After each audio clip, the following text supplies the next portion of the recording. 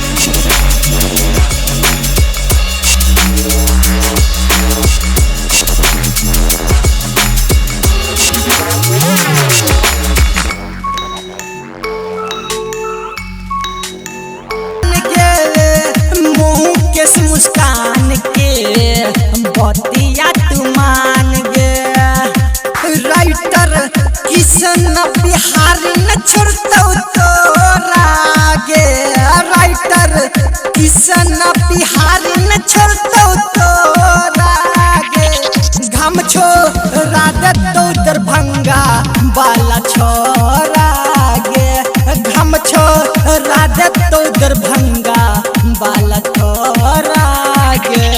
Khushi recording studio Balua.